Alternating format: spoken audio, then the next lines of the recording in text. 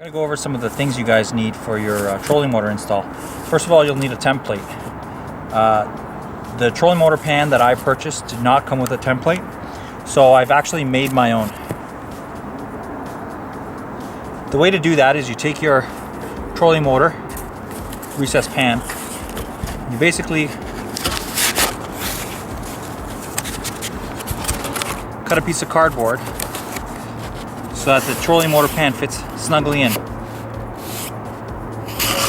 And then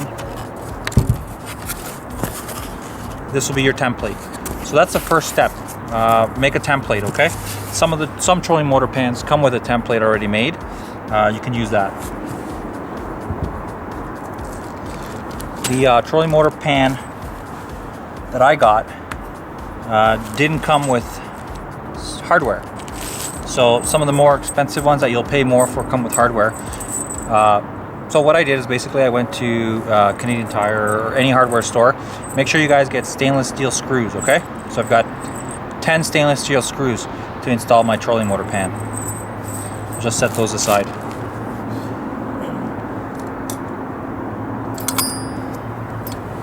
Okay, I've got new carpet on my boat, so I don't want to get any fibers or dust or anything like that in my carpeting. So what I'm going to do is I'm going to use plastic and some painter's tape to actually protect the carpeting on my boat. So that's optional. I mean, you can always vacuum your boat after you're done installing your pan. You'll need a marker. You'll need a good sharp knife.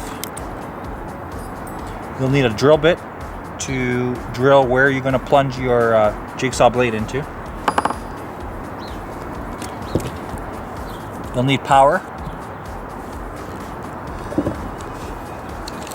measuring tape, and a selection of drill bits and screwdriver bits. You'll also need a jigsaw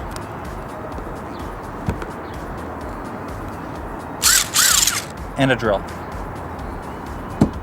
So you guys can observe what I'm doing, and I'll just kind of narrate as I go. First thing I'm going to do is I'm going to find the midpoint of my deck. Now I've got a good reference here. I've got my seat hole, and I can actually just eyeball it. So I'm going to measure here. I'm going to make a measurement here.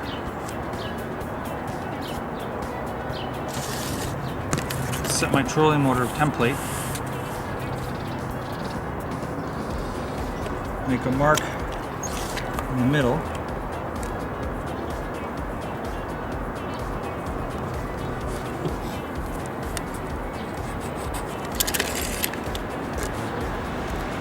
And set it to where I want it.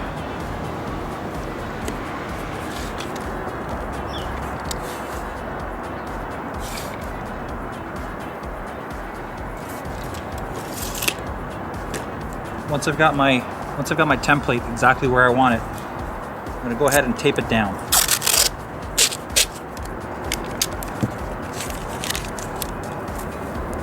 So next thing what we do, we'll cut the carpeting out along the template.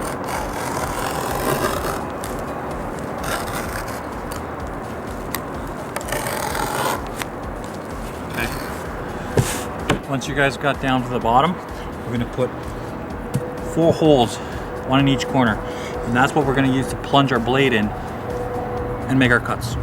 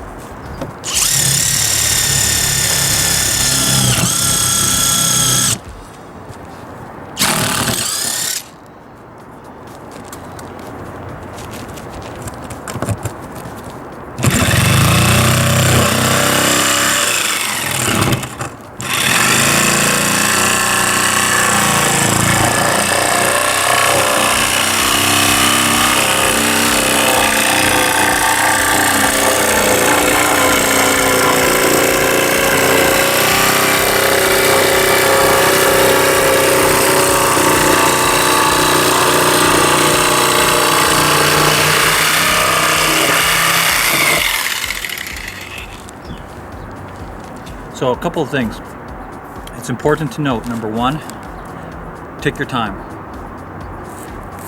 Let the blade do the work. And you have to be very aware and watch out for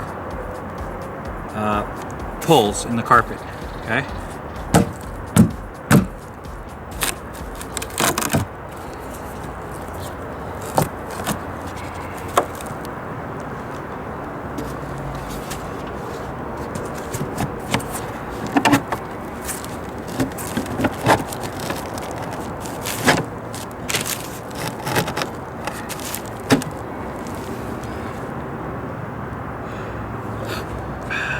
So a couple of things.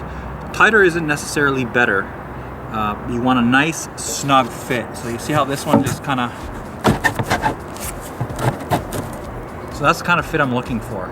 I don't want anything that's going to rock back and forth, and I want this to be part of the structure of the deck as well. So that's important to me. So now what we're going to do is we're going to clean up, and we're going to do a final install.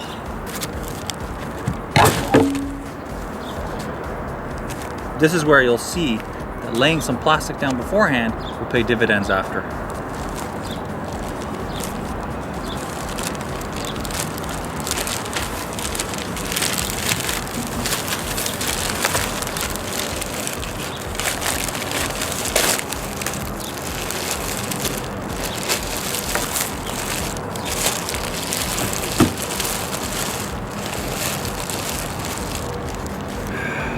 Now it's just time to give it a quick shot back.